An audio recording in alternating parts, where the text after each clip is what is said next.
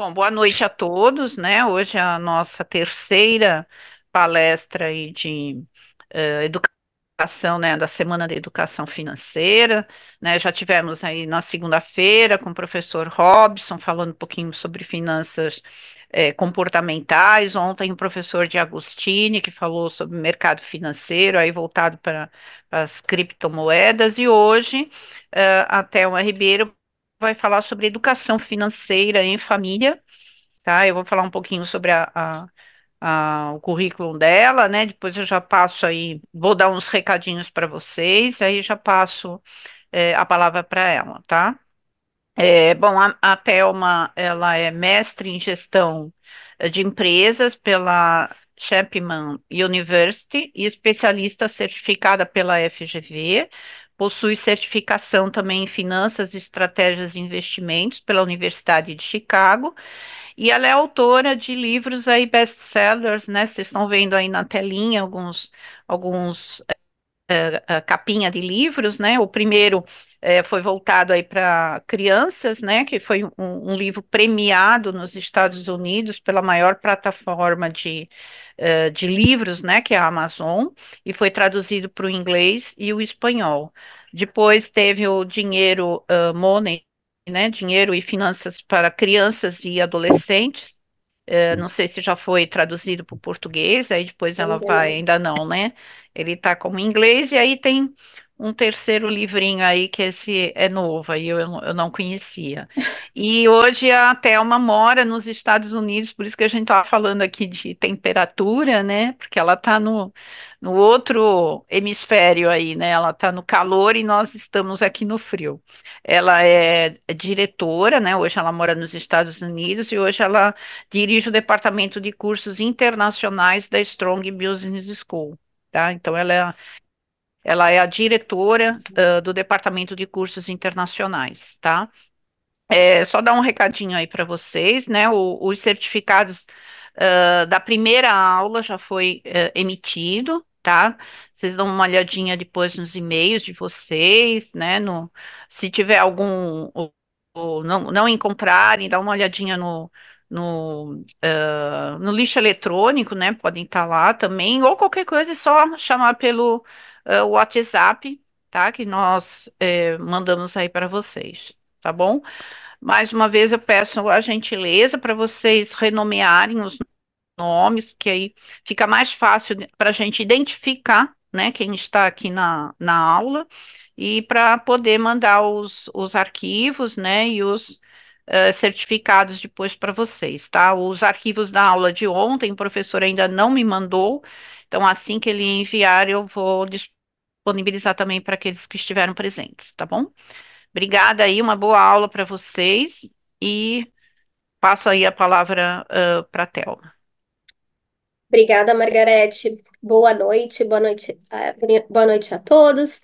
A Margarete já passou aqui, ah, o meu slide não está passando. Eu estou querendo aqui passar, mas ele não está passando. Deixa eu ver. Ah, next. Vamos ver se deu. Aqui, aqui é um pouco sobre mim, o que eu faço, a Margarete já explicou. Aqui é um QR Code para minhas redes sociais, quem quiser ter contato. Eu sou uma entusiasta em educação, adoro o tema de educação financeira, e por isso escrevi os livros, né, infantis. Hoje a gente vai falar sobre educação financeira familiar.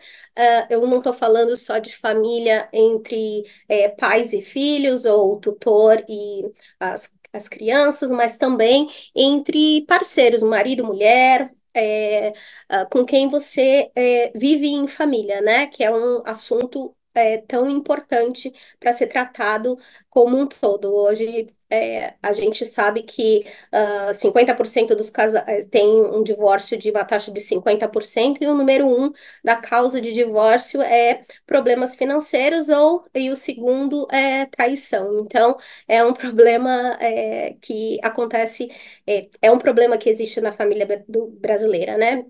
como um todo. Então, a gente vai falar sobre a importância da educação financeira familiar, como desenvolver hábitos, né, financeiros, bons hábitos financeiros em família, sobre o orçamento familiar e, e dicas de como você pode implementar isso em casa e falar sobre quais são os benefícios e vamos ter as perguntas, né? Então, qual é a importância, né? Então, a gente já sabe que quando não se tem educação financeira, quando o indivíduo ele não tem a oportunidade de ter, ele tem menos chances de ter uma vida financeira estável, né? E isso acaba causando estresse, insegurança. Então, quando você tem educação financeira, é o oposto, né? E quando você faz isso em família, você ainda passa a todos, você divide um pouco. Normalmente, quando existe uma pessoa que que é o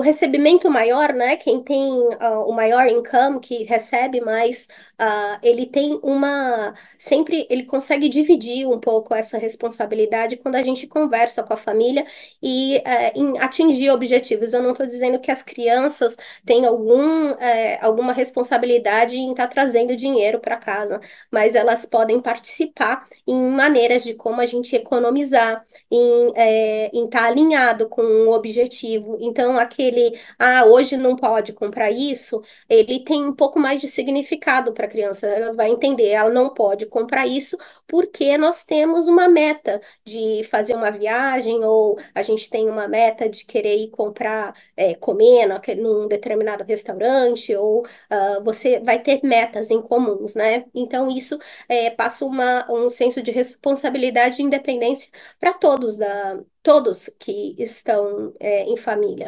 E gerenciar dinheiro, todo mundo vai gerenciar dinheiro. Então é algo que assim é inquestionável, que é importante se falar e se aprender, é como ler e escrever. E hoje no Brasil, a realidade é que nós temos um problema, né? Quatro entre 10 pessoas no Brasil, elas têm endividamento. Isso é uma informação pelo SPC e tem também ah, e também o Serasa, mas basicamente são os mesmos dados, e 85% dessas pessoas elas não sabem nem qual é o valor da taxa que elas pagam no cartão de crédito. E hoje, e a gente sabe que quando a gente está falando sobre educação financeira, a gente fala sobre juros, juros compostos, tempo, e quando você não sabe a sua taxa de juros, começa daí um problema, né? E outro dado que demonstra também o problema pelo PISA, né, que é o Programa de Avaliação de Estudantes, mostra o Brasil como estando abaixo da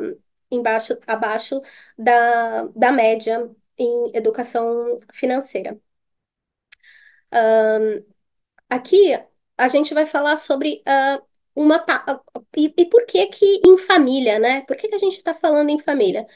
A gente está falando em família porque a gente está falando em família porque quando a gente vê como a socialização financeira, que é como um indivíduo ele age, interage com o dinheiro, com relação aos seus valores, conforme os seus comportamentos, e como isso contribui com a viabilidade financeira dele e bem-estar dele. Quando você faz uma análise da socialização financeira, estudos, eles descobriram que isso são todos os estudos que entraram souberam que, na verdade, o maior influenciador o maior influenciador nas decisões financeiras é da família, né? Então a gente tem os agentes de socialização e a família é o maior. É o que mais envolve, tem maior influência nos seus comportamentos financeiros.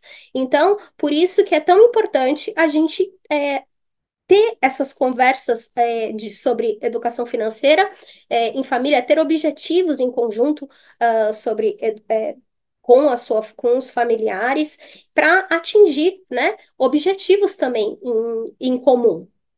E como que isso funciona, né? Então, como que é a dinâmica disso?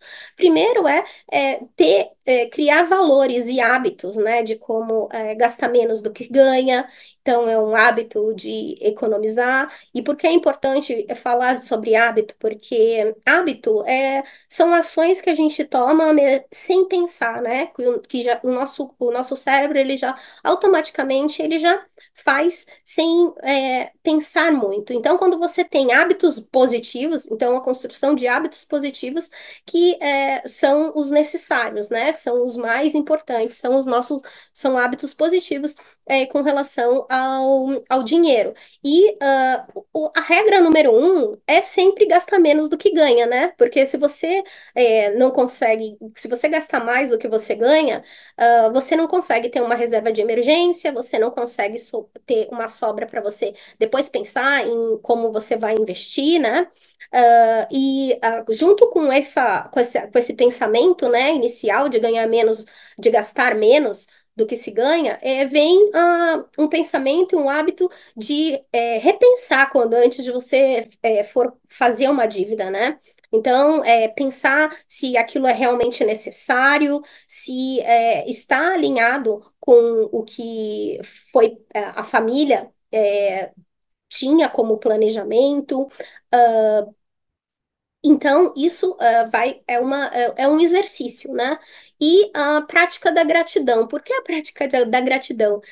Hoje, a gente, com social media e comparação, a gente se compara muito com um jogador de futebol, com multibilionários, e isso às vezes traz algumas frustrações, né? E aí você acaba querendo acompanhar isso e aumenta dívidas por causa disso. E quando você pratica gratidão, você olha para trás e eu tenho certeza que você tem coisas hoje que um dia foi parte de um plano seu.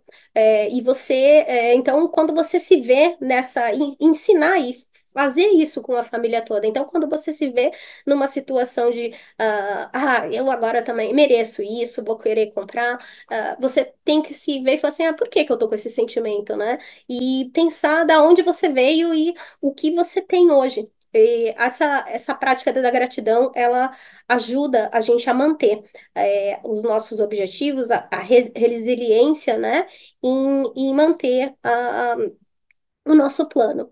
E fazer planos, né? Objetivos para a família, que possam, e todos fazerem parte dela, porque também não dá quando uma pessoa tem um plano só na cabeça dela, a outra pessoa não tem, e aí acaba gastando numa área que não era de tanta importância, e isso acaba gerando estresse, e eu também não estou falando que não pode se gastar. Pode se gastar e só quando isso é planejado, né? E quando eu falo sobre a gratidão, eu falei é bom você sempre querer mais, né? E o nosso corpo, o nosso cérebro, ele tem um mecanismo de querer mais. Não estou dizendo que querer mais é um problema. Não. Nós temos um mecanismo que se chama adaptação hedônica, e o que é isso? É quando você sempre está querendo mais. O seu cérebro, ele se acostuma com aquele benefício. Então, antes você ficava feliz comendo uma bala, agora você precisa comer duas para ter o mesmo nível de gratidão de realização que você tinha anteriormente, né? E quando você pratica essa gratidão, olhar o que você tinha anteriormente, você desacelera esse crescimento exponencial da adaptação hedônica, né? E no Brasil a gente tem um problema de poupança, né? As pessoas elas acabam não poupando. Tem aqui essa pesquisa aqui foi em 2024, é bem recente. A Apsos é uma empresa de pesquisa francesa e mostra que 61% dos brasileiros eles não conseguem guardar dinheiro. para investimento, para poupança, 34% conseguem fazer a reserva, né?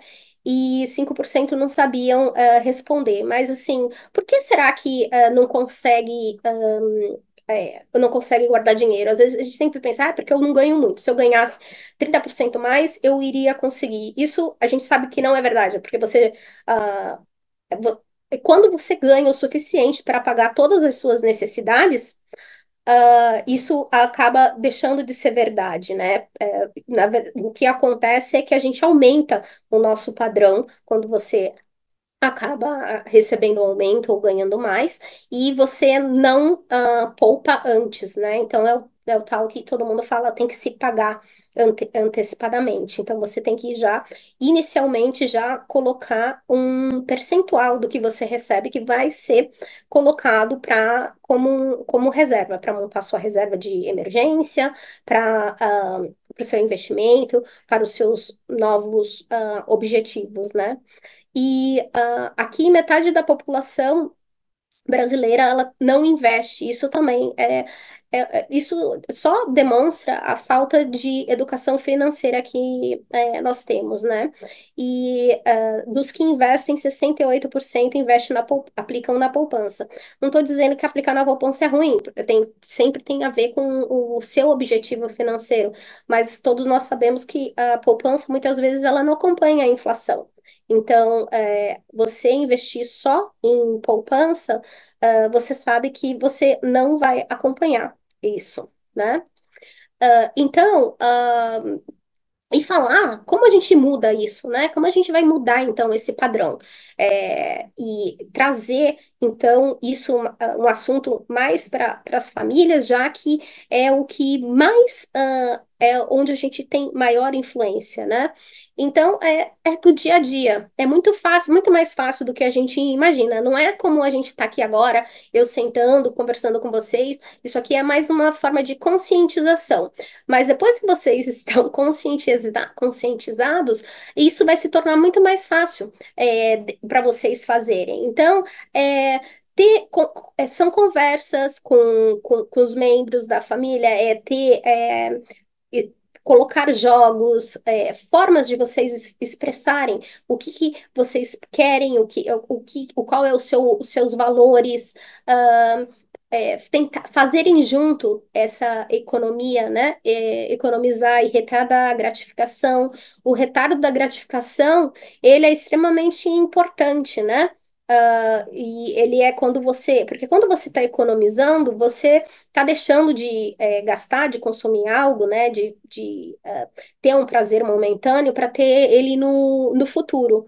E tem um estudo que até é bem famoso, tem vários vídeos, às vezes, no YouTube e tal, colocam um marshmallow e falam para a criança que vai sair e volta daqui a pouco, né? E quando voltar, se ele não comeu, vai ter dois marshmallows. É um estudo que Stanford fez e acompanhou essas crianças por 35 anos. E o que acontece é que quando você aprende a retardar a gratificação, outras coisas, outras áreas na sua vida, elas melhoram, não só financeiramente, mas com relação a vícios, até melhor desempenho em testes, essas crianças acabavam tendo, né? Então, é algo que a gente pode. E como que faz? Sei lá, você fazer um bolo já é uma forma. Não é só falar sobre educação financeira, plantar, porque você está fazendo alguma coisa, você tem que esperar até o momento, até dependendo da idade, né, do quanto que a pessoa consegue esperar, para você ter um benefício no futuro. Então, até fazer um bolo, isso já é ensinar a espera, né? E cultivar valores comuns da família. O que que é importante? O que que é o mais importante agora para gente, né? Vai ser fazer uma festa de aniversário para comemorar uma coisa? É fazer uma reforma no banheiro? É tentar trocar o carro? Quais são os nossos valores? O que a gente quer? Vamos educação, é a segurança, o que que é? E alinhar isso com todo mundo, né? E inicialmente, quando a gente fala para falar sobre com a família, né? Não estou falando que você vai discutir com o seu filho, onde você vai aplicar, o que que você vai aplicar, qual é, se você ser na renda fixa, vai ser na renda variável, qual tipo de investimento. Não é isso. É construir esses hábitos e ter essa consciência de fazer, de ter valores e ter um goal, né? Ter um objetivo em comum. Isso é importante, porque como a gente já viu, a gente não tem nem a poupança, né? Às vezes tem, como a gente vai conseguir para pagar uma dívida. E o conhecimento de onde investir e matemática financeira, etc., isso vai ser uma consequência. Vai ser uma consequência depois disso estar construído, né? E como que a gente faz, né? E faz isso para conseguir alcançar objetivos comuns na família e isso tudo vai precisar ter um orçamento familiar.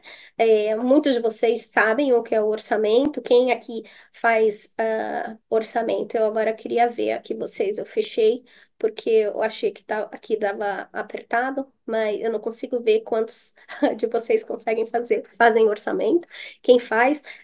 Parabéns, isso assim, é uma coisa básica também, necessária.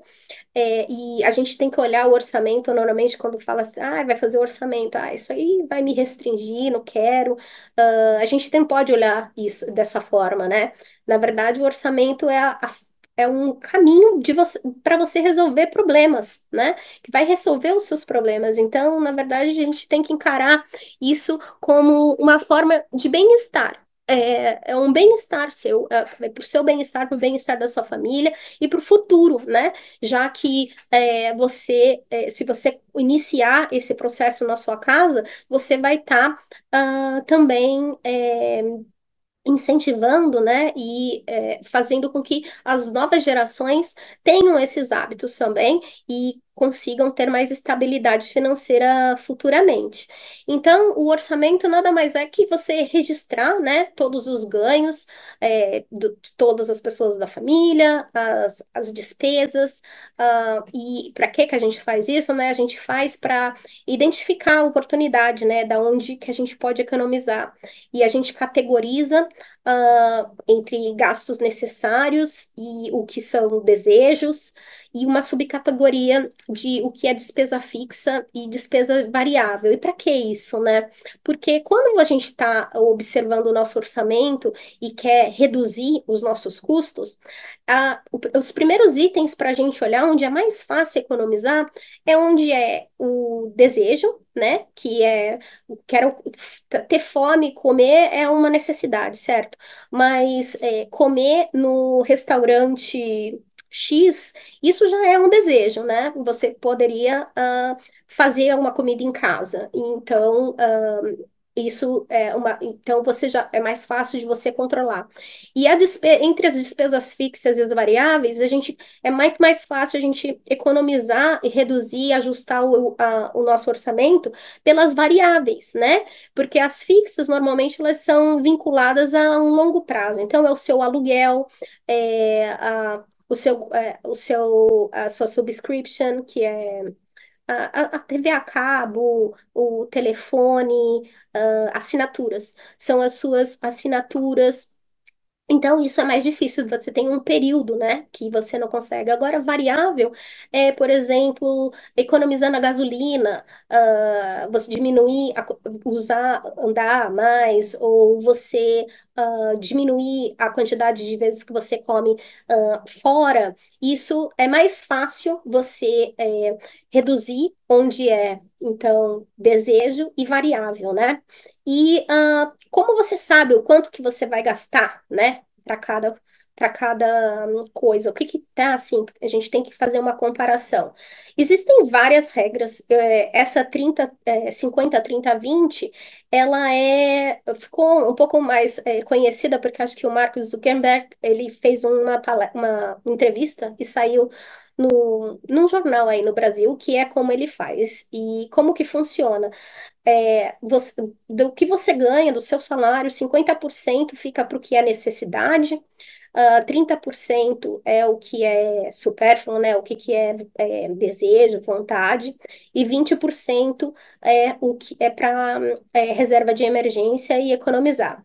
Esse percentual ele é mais fácil quando você tem uma receita um pouco maior, mas existem outras, né? Que é 70, 20, 10, que é você põe 70% dos seus gastos com escola, educação, comida, 30% é a saída é presente, aniversário, e 10% daí ficaria para a sua para você montar a sua reserva de emergência ou o seu investir, né? E sempre fazer ajustes. A gente sempre precisa fazer ajustes, né? Aqui eu coloquei assim, um exemplo básico só do que você pode colocar, né? Então, como é que fica? Você separa por categoria, primeiro coloca quais o salário principal, o secundário, o quanto que você já tem investimento, quanto que você ganha de renda fixa, investimentos, outros investimentos que você tem, ou se você não tiver, coloca zero, aí coloca as suas despesas fixas que você tem. E aqui você pode fazer uma subcategoria, né, do que é necessidade, do que você fez como desejo, né? E a forma e o orçamento eu pus aqui só a categoria só para ter uma ideia do que é, porque tem pessoas que preferem fazer aí no caderno, à mão, outras no Excel, outras pessoas já preferem fazer em aplicativos, né? Tem um aplicativo até que é Mobiles, e tem o do BTG, que é um banco que é Finanças Mais. Vocês podem estar fazendo, mas o melhor orçamento é o orçamento feito. E ele é importante para você poder identificar e saber da onde que veio esse dinheiro, né? Da onde que foi, para onde foi esse dinheiro. E por que que isso é tanto um problema, né? Por que que a gente é tão difícil falar sobre isso? Na verdade, falar sobre dinheiro na nossa cultura, ele tem um pouco de tabu e um pouco de vergonha. A gente, sei lá, sempre fala, vou falar de dinheiro com a minha esposa, com a minha noiva, vai parecer que eu sou interesseiro, minha criança vai ser egoísta. E na verdade, não, é o contrário disso, né? Quando a gente alinha os objetivos, se a pessoa tem dívida, a gente consegue junto arrumar uma solução, criar um planejamento, fazer um orçamento, incluir isso também. Você pode incluir isso também ali, no, acho que eu não coloquei, como quanto que vai conseguir pagar para o pagamento para você acelerar o pagamento de alguma dívida, se é que você tem. Mas isso ajuda as pessoas a perceberem e darem mais valor às coisas. Então, quando você vai comprar uma coisa, quantas horas do meu trabalho isso representa, né? Será que isso está alinhado com realmente o meu objetivo principal, que é sair do aluguel? Quanto isso vai me retardar, né? Será que isso está sendo realmente um benefício para mim agora? Ou mais para o futuro vai ser um problema maior, né? Vai me causar estresse, não vou conseguir. E, ah, e isso vem tudo por causa dessa nossa ideia. E a pessoa que também, quando a gente pensa mais sobre educação financeira, você consegue. Você vê os benefícios que tem, né? Você consegue poupar dinheiro, você tem a opção de você doar, de ajudar alguém. Você tem mais opções, de resolver problemas, você percebe que nem tudo se resolve com dinheiro. Então, por exemplo, tem alguém doente na família, o dinheiro não vai resolver o problema, não vai curar aquela pessoa, mas vai dar mais opções de tratamento. Então, o dinheiro é bom. Né? Ele resolve problemas. Então, assim, por que que eu tenho vergonha? Por que que é um tabu? Não tem problema. Não é, eu não, tem que tirar isso da nossa cabeça, né? E também, quando a gente começa desde cedo com as crianças, né? A gente começa já a cometer erros mais cedo e aprender com eles, com esses erros, né? E quanto antes a gente começa esse processo, melhor é. Aí, novamente, por causa do nosso, do tempo, né? E dos juros compostos, que a gente não quer pagar juros compostos, né? Com o tempo, a gente quer ganhar. Então, por isso que é mais fácil. E tudo bem, então como que a gente vai abordar, né? Então a gente vai abordar falando, explicando, conversando mais sobre suas decisões. Então, sei lá, você vai comprar alguma coisa, daí você pergunta para a pessoa que dá venda, tem desconto à vista? Ou não, ou parcelado no cartão, daí a pessoa fala, não tem desconto à vista, então eu vou fazer parcelado. Aí você faz um comentário, olha, eu fiz parcelado porque eu tenho mais vantagem do que se eu pagar à vista, brincando, fazendo jogos, né? Jogando jogo da vida, banco imobiliário, tem vários jogos que você pode estar comentando, fazendo pergunta. Então, isso para quebrar gelo, né? Para quando você. Por causa do tabu e da vergonha que eu tinha comentado antes, mas faz pergunta: se você ganhasse na loteria, o que que você ganharia. Então, isso, o que que você faria, isso tudo vai trazendo o que de valor à pessoa, né? O que que é importante para aquela pessoa, o que não é. Você propõe aquilo que você pensou, e quando você tem criança junto, ela vai entendendo, também lendo livro, ou isso foi o porquê da proposta de escrever livro, né, sobre educação financeira para criança, dar a oportunidade dessa conversa e da criança já começar a entender que isso é um tópico necessário na vida dela, né? Então, assistindo vídeos, enfim. E como que a gente implementa isso, né? Então, mais uma vez, envolvendo toda a família, tentando envolver todos. Então, a gente vai guardar dinheiro para fazer uma viagem? Ok. Então, como que a gente vai fazer? A gente vai deixar de comer fora. Mais vezes, tá? Então, vai cozinhar em casa. Então, cada um vai ter uma função aqui. Um vai ajudar para cozinhar, o outro vai ajudar em lavar a louça, a criança vai pôr a mesa, envolver todo mundo. E isso, eu estou dando um exemplo pequeno, mas isso que vai causando e vai criando aquele valor de interferência que a gente falou, né, sobre a socialização financeira. E a, a educação financeira, ela é de dia a dia, não é um sentou e vai falar um monte sobre aquilo. Conforme as coisas vão acontecendo, a gente vai mudando, né? E fazer projetos, né? Quando a gente fala sobre projetos, envolver todo mundo, a gente tem que fazer um projeto realista. Então, não adianta a gente fazer um projeto de, não, nós vamos para Disney, a criança quer ir para Disney. Nós vamos para Disney e aí a gente vai, então, qual é o nosso plano? A gente vai deixar de comer no McDonald's.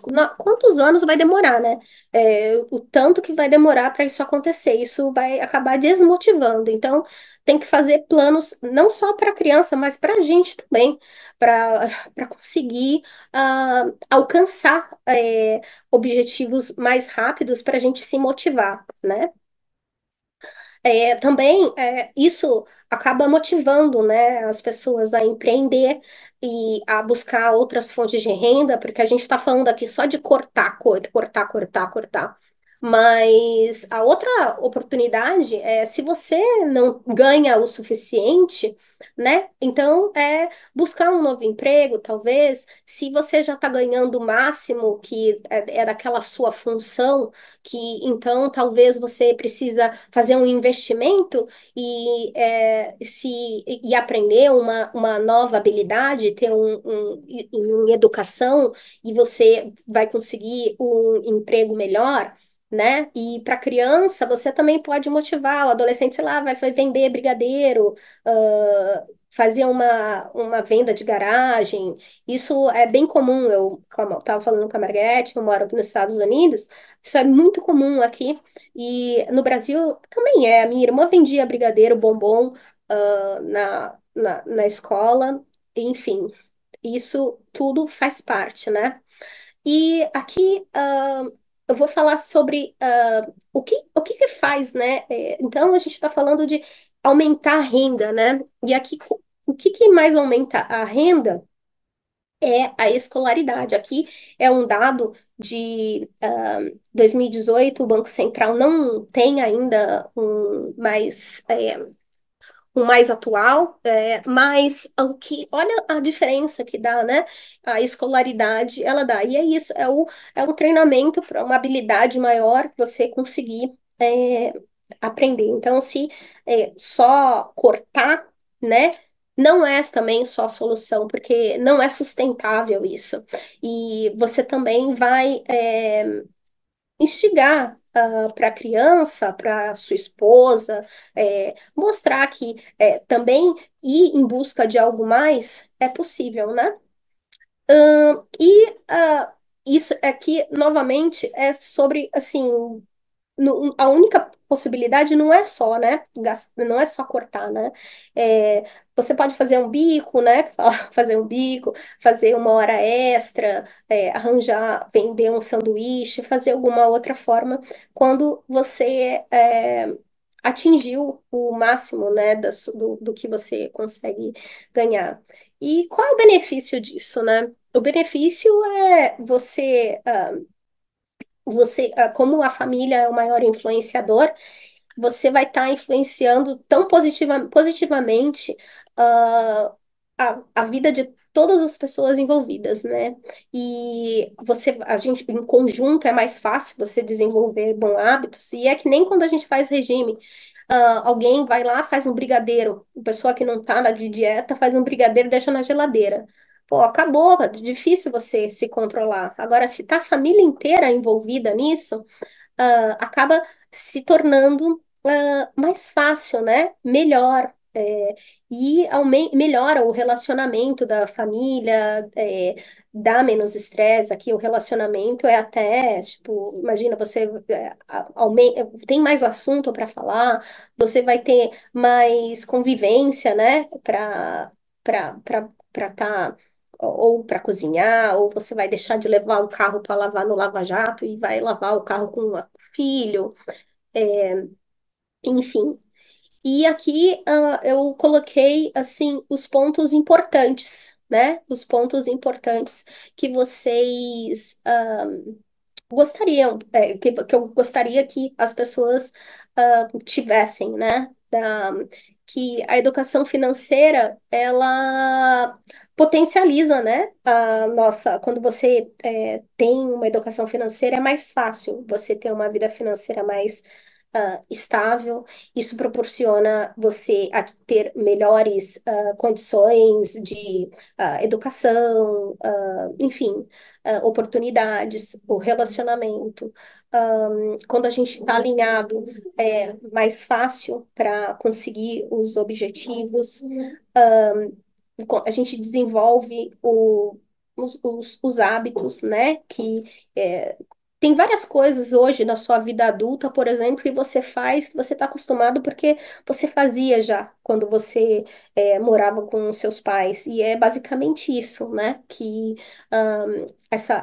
a importância da educação financeira familiar em conjunto com a socialização financeira, né? Esse link. E ter essa mentalidade, né, de que o dinheiro, ele nos ajuda. Então, não é que você é interesseiro ou que a sua criança vai se tornar egoísta, na verdade, isso vai ser bom. E que o dinheiro, na verdade, ele não define também quem nós somos, né? Por isso que também é importante a gente ter a gratidão. E hoje a gente vive numa sociedade onde ah, nós medimos o sucesso das pessoas muito pelo que elas ganham, né? O que elas conseguem financeiramente. E não necessariamente seja isso. Eu tenho certeza que uma pessoa, um voluntário, ele tem um senso, ele tem um sucesso, tem um senso de pertencimento, de atingir um objetivo, às vezes muito maior do que alguém que ganhe ah, muito mais. Então, isso também eu acho que é importante a gente falar. Eu agora posso deixar aqui para perguntas. Eu acho, não sei se eu falei muito rápido. Se vocês têm dúvidas, aqui de novo é o meu QR Code do, da minha rede social, para quem quiser conversar. E aqui é meu obrigado, aqui é uma ilustração do meu livro. Aqui é o vô e a avó conversando com os netinhos, né, sobre a educação financeira que realmente é para todos. E é importante todo mundo dividir, já que é o nosso maior influenciador. Eu quero, é que eu vi, não consegui ver ainda quais são todas os chats. Margarete, você sabe quais são as perguntas? Deixa Se eu alguém ver. tem, Ainda não colocaram ainda a pergunta. não Vocês colocaram. querem, só tem um comentário aqui da Érica, que ela colocou: falar sobre dinheiro é um tabu porque a cultura atribui o valor das pessoas à questão material, infelizmente. Sim, Ela é o fez que eu, esse comentário. é um comentário que, inclusive, eu coloquei lá no final, né? No final da apresentação. É, por isso o papel da gente estar falando disso já com as crianças, com a nossa família, é uma maneira de quebrar esse ciclo, né? De encarar o sucesso não só vinculado ao financeiro. E quando a gente começa logo cedo, é muito melhor porque você tem os juros compostos ao seu favor e o exponencial, né, da fórmula dos juros compostos tem o tempo ali. Então, quando você já cresce com valores e com um pensamento em que o dinheiro ele vai te resolver problemas, que você vai poder economizar e você já começa desde cedo, você vai ter muito mais resultados muito melhores do que quando a gente começa no depois, né? E quando a gente tem todo mundo em família, às vezes uma pessoa tem isso em mente, né? Uma pessoa da família só que não conseguiu passar isso para as demais. Então, tem que entender que somos um time, né? E ah, quando um país, né, a população, ela poupa, ela ajuda no desenvolvimento do país, porque você investe esse dinheiro, você vai investir em outras empresas que vão produzir mais, que vão gerar mais empregos, ou você vai investir no seu próprio negócio,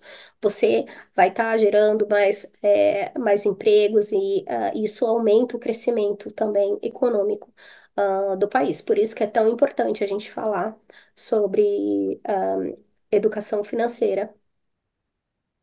Ela também fez um comentário que os filhos sempre perguntam para ela quando ela está na planilha, quando ela está na planilha fazendo planejamento. Ai, que bom, ó. Então, ó, é ótimo isso, ó. Já é um exemplo. Ela nem, não sei se ela fez isso conscientemente, mas eles já sabem que ela tem um planejamento, um orçamento. E então, assim, quando você tiver, vai no shopping, em algum lugar e fala assim, ah, não tenho dinheiro. Isso nem é tão bom falar, ah, não tenho dinheiro, porque na verdade não é que você não tem dinheiro, você até tem o dinheiro, mas você não quer gastar naquilo porque aquilo não vai agregar valor suficiente para aquele momento, né? Então, e aí você vai poder explicar, vai falar assim, não, isso não está no nosso planejamento, isso vai reforçar. E você até pode incluí-los até. Uma ideia é fazer isso, um objetivo que eles queiram alguma coisa, comer, ir num restaurante, comer uma pizza, ir no cinema, alguma coisa, e fazer um planejamento com eles para eles juntarem dinheiro para aquele objetivo. Isso é bem interessante. A Karina Bispo está perguntando: nos Estados Unidos eles têm essa cultura sobre economia familiar? Sim, existe a cultura familiar, mas assim, nos Estados Unidos, o que acontece, eles têm, as pessoas, aqui, as crianças, elas, não é como no Brasil, quando você vai para a faculdade, você sai da casa dos pais, né? E você se torna independente financeiramente já dos seus pais. Às vezes, então, desde que você é pequeno, aqui, por isso que tem, a gente vê em filme, e até tem no meu livro, venda de limonada, isso é uma realidade. Tem várias feiras de empreendedorismo para criança, então, para criança vender, mas é claro que sempre falta, não são em todas as famílias. Mas isso é melhor do que aí, tá melhor do que no Brasil. O problema aqui também é o problema do crédito, né? O crédito, ele se dá muito crédito, só que o problema do crédito é que você daí tem bastante dinheiro para pegar emprestado, só que o problema é que você vai ter que pagar, né? Que é a realidade também do cartão de crédito. Quando você usa uma coisa no cartão de crédito, a gente tem que pensar que é um empréstimo que você está fazendo, né? É um empréstimo que você está fazendo. E daí você já pensou? Você vai depois ter que pagar com juros, sei lá, uma bobeira que você comprou às vezes e dividiu em parcelas e você no final pode comprar. São 4, 5 vezes, então também é muito mais conhecer as nossas decisões financeiras, elas são muito emocionais. Elas são todas emocionais, na verdade.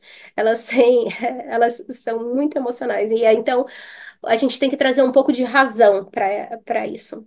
E para trazer a razão, a gente tem que fazer perguntas para você mesmo, que isso vai ativar a parte frontal do seu cérebro e trazer para elas serem mais racionais. E isso que a gente tem que também ensinar nossas crianças, ensinar como você faz as decisões de compra e de alocação do que pode, o que não pode gastar. Aí você já respondeu, acho que a pergunta da Carla, porque ela comenta, pede aqui, professora, por favor, fala sobre o cartão de crédito. Você acabou de, Então, de falar, é, né? não é só o cartão de crédito, a educação financeira ela nunca foi tão necessária, porque o que que acontece? O dinheiro, ele tá muito intangível, né? Anteriormente a gente tinha mais dinheiro, então até é mais fácil você gastar quando o dinheiro está trocado do que a nota de 100 inteira, né? Porque você sente o dinheiro indo embora. Agora, você paga com um cartão sem encostar, as facilidades de pagamento é o celular que encosta, é o relógio que você já consegue pagar, você já grava nas apps, o seu cartão de crédito. Então, gastar é muito mais fácil e a percepção do dinheiro indo embora, ele está cada vez menor. Então, isso faz com que seja muito mais fácil você entrar em dívidas. E então, a gente falar sobre isso e ter uma conhecimento, na verdade, não é conhecimento, você percepção do que está acontecendo, vai te ajudar a evitar esse tipo de problema. O Murilo, fez um comentário. Na minha casa, montei planilhas para controle financeiro, tanto meu quanto da minha esposa, e do cartão compartilhado. Ótima apresentação. Sim, muito obrigado. Isso é bom porque, na verdade, quando você tem um parceiro, né, alguém que divide a vida com você, ah, é um parceiro para a vida, né? Então, assim, e a vida financeira faz parte da família. Tanto faz que é o motivo número um pelo qual elas se desfazem, né? Porque isso é um problema, o número um é a discussão por causa de finanças. Então, é um problema realmente que tem que ser dito. Ele talvez não é tão confortável dizer, mas por isso que a gente tem que usar algumas outras técnicas, né? De jogo, conversa e implementar mesmo um orçamento familiar. A Priscila está pedindo se é possível enviar o exemplo da tabela para que ela possa ter uma ideia de por onde começar, Claro, posso. aquele Eu vou modelinho. dividir, mas essa tabela tá bem simples, tem tabelas bem melhores, eu posso dividir, eu divido com a Margarete, depois com os slides ficam à disposição, vocês podem, inclusive, ver ah, os estudos, quem tiver interesse e entender isso, porque eu acho, assim, surpreendente como a, o que a gente tem, o que mais influencia é a nossa relação familiar com o dinheiro. Pode ser diretamente, né? Pode ser igual de espelho ou pode ser contrária também, né? Mas seria como é tão mais fácil se já se começasse fazendo certo, né? Com bons hábitos desde do começo. A Giovânia, perguntou o que você acha da educação através da mesada para os filhos.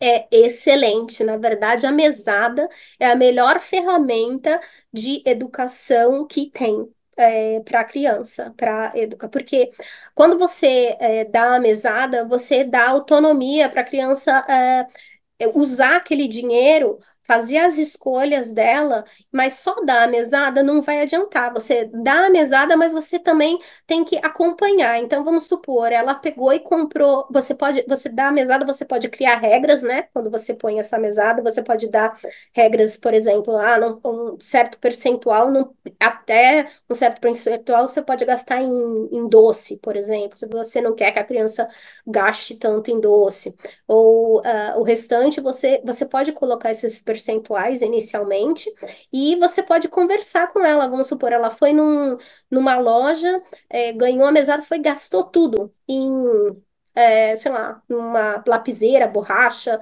e ela não ficou feliz com aquela compra. Então, a próxima vez que ela for lá, você pode relembrá-la e falar assim: você lembra aquela vez que você foi e você ficou feliz?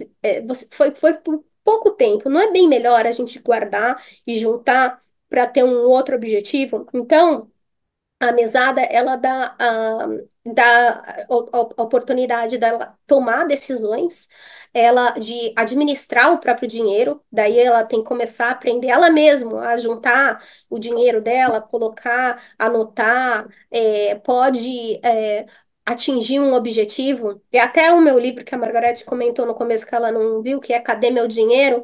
Ele é justamente isso, é porque quando eu dava a mesada para o meu filho, ele anotava nos papelzinhos, ficavam tudo solto pela casa. E aí, o livro, na verdade, tem já a categoria de o que é necessário, o que não é, o que é um, um desejo, mas que você ama, porque também quando a gente vai cortar gasto, se é uma coisa que você ama demais, não vale nem a pena você cortar, você diminui, né? Mas se você cortar, você sabe que aquilo vai ser por um pouco pedaço, por um período pequeno, porque você tem necessidade de fazer aquilo, né? É bom para você. E também ensina como você chegar num objetivo, né? Ensina como você chegar num objetivo para você conquistar alguma coisa que você queira. É muito. É, a Érica, fez um comentário, né, que ela vem de uma família com sérios problemas financeiros. Tive que resignificar minhas referências para poder viver de forma organizada e ajudar meus filhos de forma assertiva. Então, Érica, isso como a influência, na verdade, quando o estudo, todos aqueles estudos que foram feitos, na verdade, ali são os estudos que são comprovadamente, que tem mais, na verdade, são os estudos são estudos que outras duas cientistas fizeram uma avaliação dos melhores estudos sobre socialização financeira. E são aqueles estudos que tinham naquela lista, tá? E todos eles já colocam que a relação familiar com dinheiro é que mais tem interferência na sua vida, né? Então, mas não diz se é positiva ou negativa, ou se foi de espelho, ou se foi o oposto, né? No seu caso, você viu a consequência, né? Você conseguiu perceber e você está fazendo diferente.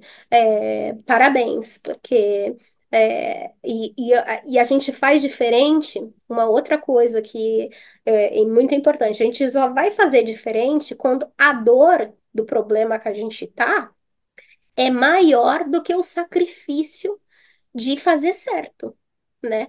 Então, se a dor de pagar juros e estar endividado, ela não é tão grande quanto de você dizer não para você conseguir fazer o orçamento, tal, é mais difícil de você mudar, né? O importante é não chegar nesse nível, né? Mas isso faz parte, mas você conseguiu identificar e ressignificar. Parabéns. Ela também perguntou qual a porcentagem da população norte-americana que poupa. A porcentagem a porcentagem é maior do que a do Brasil, tá? Eu acho que estava em 70%, mas o problema é que os americanos também, eles têm acho que só 60% da população tem uma quantidade de mais de US$ 1.000 de reserva de emergência para um problema que tem, o que é uma poupança baixa. Eles até poupam, mas é um baixo. Mas o país que mais poupa no mundo é o Japão. E guardar dinheiro, uma coisa que é importante, só guardar dinheiro por guardar, também ele não faz sentido, né? A gente poupa para um objetivo. Então, a gente poupa para ter a nossa reserva de emergência, né? Que é quando se você perde emprego, se você fica doente, se quebra um carro, alguma coisa nesse sentido, para investir para o seu futuro, porque se você quer se aposentar, significa que em um período, uma grande parte, um período da sua vida, você vai deixar de ganhar, você vai parar de receber ativamente. Então, você precisa receber um valor de juros, de dividendos ou de aposentadoria. Então, você precisa para você criar isso, de qualquer jeito, você não pode gastar tudo que você está ganhando agora, né? Você não pode gastar tudo para conseguir estender isso. Aqui nos Estados Unidos é melhor do que no Brasil, mas aqui eles também consomem bastante. Aqui não é eles até incentivam mais o empreendedorismo, incentivam a conversa com em família, mas também tem muito problema, porque aqui também tem muito problema com crédito, isso que que estava falando. Quando você faz 16 anos, 18 anos, acho que é 16 ou 18, depende do estado. Você recebe um monte de proposta de cartão de crédito e muitas vezes a pessoa já começa gastando ali e se perde logo no começo da sua carreira profissional, né? Quando você vai começar a trabalhar. Ela também comentou que na China ouviu dizer que os níveis de poupança da população são muito maiores, se é verdade isso. Sim, os países, normalmente países, a verdade é o seguinte, países que tiveram guerra ou que tiveram desastres, eles têm a tendência de poupar mais, porque sofreram na pele a necessidade realmente da emergência. Tem até agora alguns estudos que vão ver que depois da pandemia as pessoas estão querendo poupar mais, porque durante a pandemia passaram por uma dificuldade. E na China, como tem também muito controle, né, do governo e instabilidade, acaba as pessoas passam a poupar mais, ter menos É, desperdício. entendi. O Murilo compartilhou aqui um modelinho de planilha e ele colocou que ele tem esse modelo que ele utiliza, montei sem experiência, quem quiser se basear, fiquem à vontade, é ótima para se organizar. Então ele disponibilizou aí um modelinho para quem quiser né, pegar essa planilha. Planilha. A Obrigada. Carla colocou: por que devemos entender que cartão de crédito não é dinheiro nosso, é dinheiro do banco? Importante também lembrar que para ter uma segurança maior com dinheiro, devemos ter só um cartão de crédito e usá-lo só quando tivermos o dinheiro para pagar depois.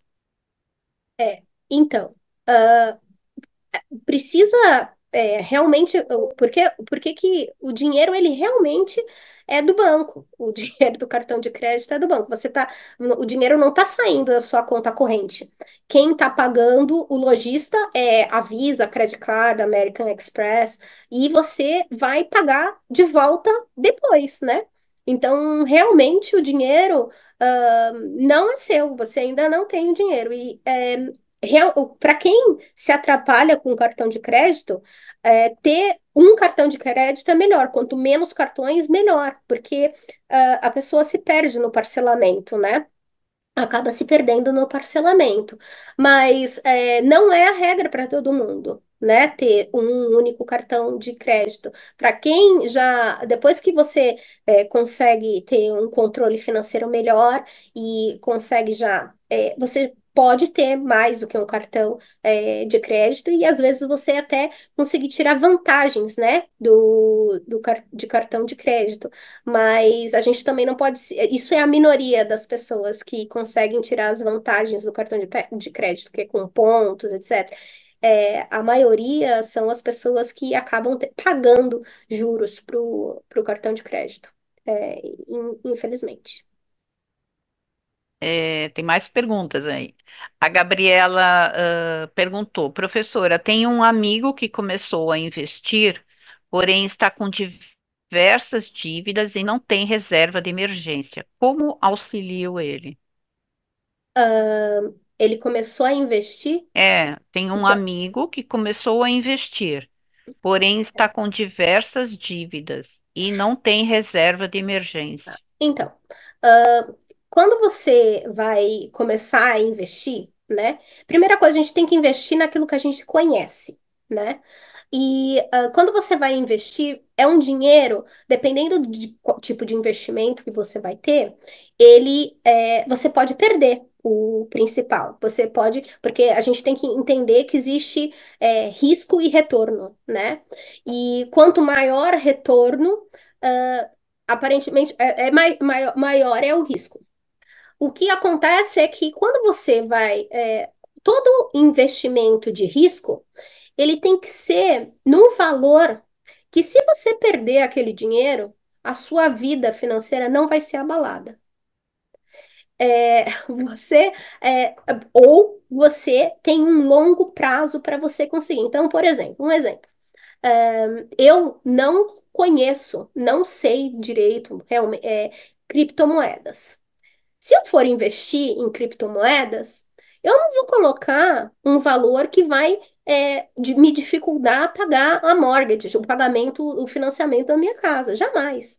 Mas eu posso começar com R$ 100, vamos supor, que não vai mudar nada, não tem um impacto tão grande, e começar a aprender sobre aquilo. Primeiro, isso. Outra coisa, quando a gente vai investir em alguma coisa que não é certa, então a gente precisa ter um calção, um colchão, né? Então você nunca pode começar a investir sem você ter uma reserva já garantida para você. Então, e como você pode ajudá-lo? A primeira coisa é assim, ele tem que listar todas as dívidas que ele tem. Ele vai ter que colocar todas as dívidas que ele tem, vai colocar qual os juros de cada uma das dívidas e o valor que ele deve em cada uma delas. E o ideal é que ele comece a pagar a que tenha o maior juros. Isso ele vai, antes ele pagar a com maior juros, melhor. Uma outra opção é ele tentar pegar um empréstimo pessoal com juros abaixo do valor dos juros que ele tem em dívidas. Mas isso ele só vai fazer se ele tiver um planejamento de como pagar essa dívida, né? E então, deixar de investir, na verdade, né? Investir sem ter uma reserva, eu não recomendo. A pessoa, para começar a investir, ela tem que ter uma vida financeira já estável, já tem que ter a reserva de emergência dela, tem que ter um orçamento, um salário entrando, e aí começar a investir e investir aos poucos. Isso que eu quero dizer, né? Aos poucos, de forma para não se ver numa situação como essa. A Érica pediu, você poderia falar um pouco sobre a arquitetura de escolha? Arquitetura de escolha, eu não consegui. Né, como assim arquitetura de escolha? Você está querendo fazer ah, uma árvore decisória de solução de problema, uma arquitetura de escolha de, de como fazer um investimento, de como gastar o dinheiro, como colocar, aportar o dinheiro no seu orçamento. A Érica, se você tiver, pode abrir o áudio e explicar isso para ela. Érica? Bom, enquanto ela não responde, Uhum. eu vou passar para o próximo. Oi, gente. Estão Ah, me tá aí ouvindo? ela. Então, Agora sim. Ah, desculpa, é que eu estou no celular. Excelente a aula, Thelma. Obrigada. obrigada. Talvez essa pergunta tenha mais a ver com economia comportamental, né? Exatamente para entender, você teve uma fala durante a aula Uhum. sobre que as nossas escolhas são predominantemente emocionais. Uhum. Depois a gente encontra argumentos racionais para sustentarem a nossa decisão emocional. Se você Exatamente. puder falar um pouquinho sobre isso, eu acho que é bem interessante. Tá. O que acontece, o que a Erika está falando é sobre as nossas decisões serem comportamentais, é muito parecido, eu não sei se as pessoas viram ontem, eu assisti a aula, eu esqueci o nome do professor, mas ele falou De sobre, ontem, Carlos não Agostini, não a de ontem, a anterior. Robson Gonçalves. Do Robson Gonçalves, que ele falou sobre a teoria do prêmio Nobel, né, que é o Daniel Kahan, que era de Chicago, que ele demonstrou que realmente as nossas decisões, elas são emocionais, porque a gente traz bagagens emocionais com a gente no nosso cérebro, mesmo que inconscientemente, e é a mesma coisa que construir os nossos hábitos, né? O nosso cérebro, ele evita decisões mais difíceis, mais complicadas. Ele vai sempre para as mais fáceis, as que estão mais próximas, ou que você já fez no passado, ou que resolvam aquilo de uma forma mais rápida. Então, se você tá, que é como você vai comer antes de ir no supermercado, antes de você fazer uma compra do supermercado, porque você acaba comprando mais, é uma decisão de compra impulsiva que não é racional, ela é vinculada a porque você está com fome, você acaba comprando mais do que você precisa.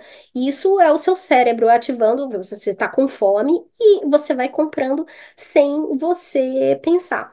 E a gente acredita que ela é 100% racional, mas ela não é. E realmente a gente acaba colocando. Começa a falar, foi porque estava na promoção, porque era mais barato, porque estava fácil de comer, mas realmente as nossas compras, elas são comportamentais e o nosso consumo, como a gente decide, ele é muito mais ligado às nossas emoções, né? Tanto é que todo mundo sabe que para ter uma vida, para ter reserva de emergência, para poder investir, você tem que gastar menos do que você ganha. E por que que a gente não faz? Por que que a gente tem tanta dificuldade de implementar isso? Por que que a gente tem tanta dificuldade de dizer não para certas coisas que a gente sabe que não é necessário? E a gente cria necessidades, né? Não, mas eu preciso disso porque se eu não fizer isso, eu vou ter um problema, na minha unha, não sei. Eu estava pensando em fazer unha. Por que que a gente tem que fazer a unha, sei lá, 2 vezes, 3 vezes por semana? Alguém que tenha isso. Ou, porque quando você começa a criar mesmo. Decisões comportamentais. E por isso que é tão importante a gente já começar desde criança, e por isso essa associação com a socialização financeira, que vem desde quando você é pequeno. Aquela vozinha, às vezes, do seu pai, de sua mãe, falando alguma coisa, e você acaba fazendo. Eu aqui dividindo, eu sempre escutei do meu pai falando para saúde e educação nunca vai faltar. Isso era um valor, é um valor dele que veio com ele e eu fico com isso na minha cabeça sempre. E também, nunca gasta mais do que você ganha. Ah, isso são mantras que ficam na nossa mente e que acaba, de alguma forma, interferindo nas minhas escolhas, às vezes de forma positiva, às vezes de forma não tão positiva. É, assim, né? O importante é a gente estar consciente disso. O, o Marcelo fez uma pergunta. O Brasil é o único país que aceita parcelamento? É isso que contribui para a nossa gastança? Não, o Brasil não é o único que aceita parcelamento. Agora tem parcelamento aqui também. Você pode ter uns aplicativos. Você não faz parcelamento pelo o cartão de crédito, mas é uma empresa. Ela paga o cartão de crédito e ela que recebe os juros de você. Se chama é, Karma, um negócio assim. Então, ele não é o único país que aceita parcelamento, mas o parcelamento no Brasil, na verdade, é mais para caber no bolso, né, da pessoa, para a população poder consumir as coisas. Então, o problema não é o parcelamento, o problema é os juros do parcelamento e a gente entender se realmente precisa e o quanto que é o valor real daquilo. Então, é ver quanto que ele vai custar e pensar, será que gastar esse valor nesse sapato é realmente necessário? Quantas horas do meu trabalho isso representa, né? O tanto de benefício que eu vou ter com isso. Mas o Brasil não é o É, único. o Ricardo Júnior fez um comentário aqui. Cheguei um pouco atrasado, mas gostaria de compartilhar com vocês que sobre esse assunto não tive uma instrução quando novo sobre uma educação financeira familiar, mas venho hoje em dia mais a par da situação. Como foi falado, sobre mesada, dou mesada para minha filha, explico o valor do dinheiro, e estou ensinando ela a poupar, essencial na vida saber ter um controle, como planilhas familiar dos gastos e fazer uma reserva de emergência sobre o CDI e aporto em Enfim, folhas e ações para ter retorno dos dividendos. Aporto em tesouro direto, cripto ou como outros. é. Isso é ótimo, assim, com relação à escolha tipos de investimento, isso depende do objetivo, né, de cada pessoa, em que fase da vida que tá, se você já tem uma vida financeira, né, estabelecida, pelo jeito você já tá com uma emergência, poupança, reserva, tudo, e você pode pôr um percentual para quando você quer acumulação, né? E aí você pode pôr em renda variável. Isso você tem como também, mas é uma pessoa que já consegue lidar mais com o risco. O risco, eu acho, ele é sempre na diversificação e é ótimo que ele está fazendo uma diversificação, né? E ensinar para para a criança, isso já é ótimo. E também quando você começa a ensinar, outro ponto de quando você começa a ensinar, você começa a ter necessidade de aprender e conhecer mais sobre aquilo, né? Então, isso também é bom. Eu tenho certeza que, mesmo se você nunca pensou sobre isso, hoje, só dessa nossa conversa, vai despertar um pouco mais de uma vontade de saber mais sobre o assunto e como fazer. E tem acho que é a última aqui, o Marcelo. Na época da inflação, o brasileiro poupava mais. E depois do Plano Real, tudo mudou? Ah, na verdade, o que mudou, a nossa sociedade toda mudou, né? Não é só por causa do plano real. É como eu falei anteriormente, a gente começou a usar cartão de crédito, o que facilita mais a compra. Antes, lembra? Você tinha quando fazer parcelado em cheque? Imagina, você tinha que escrever é, 10 cheques. Eu acho que só de escrever 10 cheques, você já dificultou aquela compra, né? Hoje a gente passa o cartão uma vez e já paga. Você faz as compras realmente em aplicativo. A gente também mudou a sociedade. A gente tem muito mais coisas que você tem como necessárias que antes não eram. Então é o celular, daí todo mundo é necessário ter um headphone, é necessário ter então a gente tem mais necessidades, então a gente quer ter mais coisas. E quando você tem mais coisas, se você tem mais objetivos, se você não acompanha o quanto você vai receber, né? O quanto que você está ganhando para conseguir todos esses itens, ah, aí acaba realmente diminuindo a poupança e indo para um endividamento.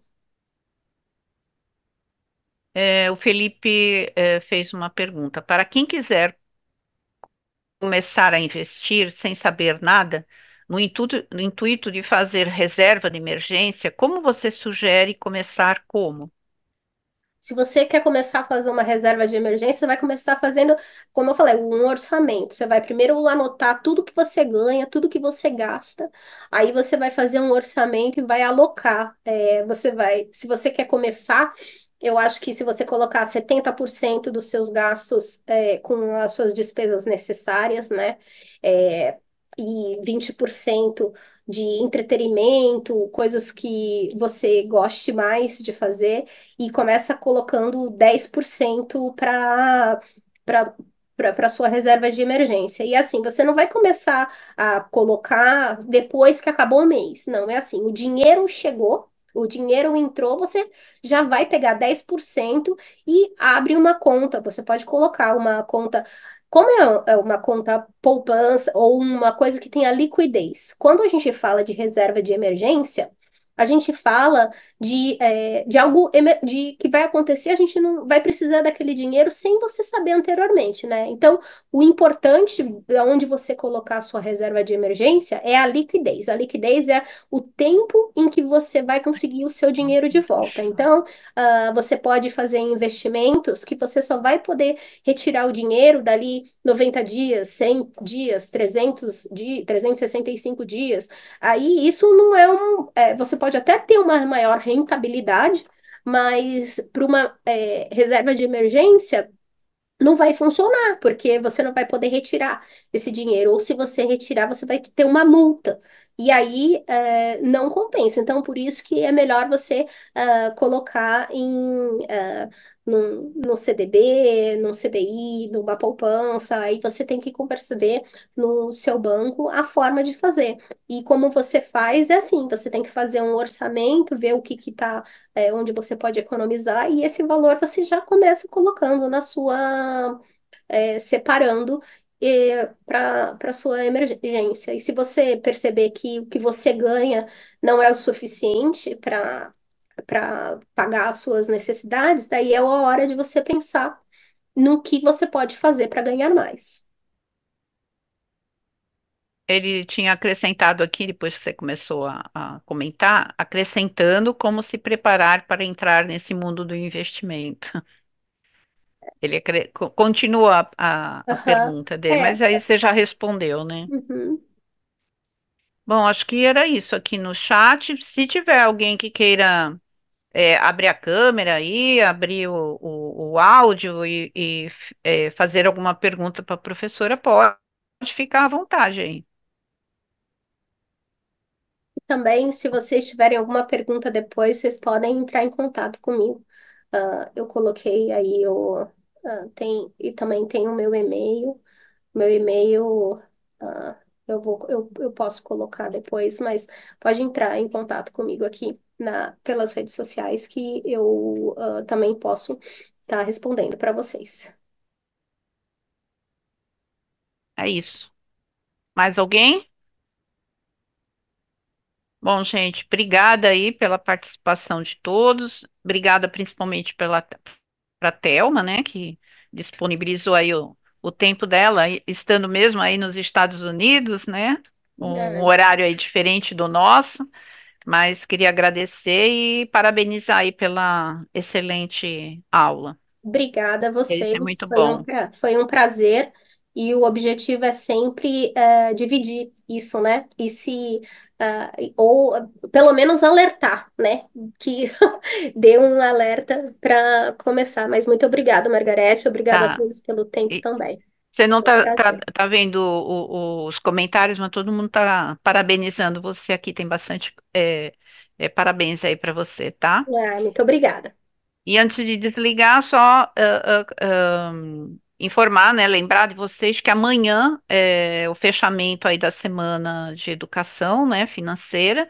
Amanhã vai ser sobre o cenário econômico brasileiro e global, né, com o professor Ricardo Ramuti. Então, amanhã fecha a semana aí de educação financeira, tá bom? Que todos vocês fizeram a inscrição, né, de segunda até quinta-feira, tá bom? Obrigada aí pela participação de todos. E se ninguém tiver algum outro comentário aí, alguma pergunta, então me despeço aí de vocês e da Thelma também. Boa noite. Uma Boa boa noite noite a para todos aí. todos. Obrigado, professor. Boa noite. Boa noite a Boa todos. noite, boa noite. Boa noite.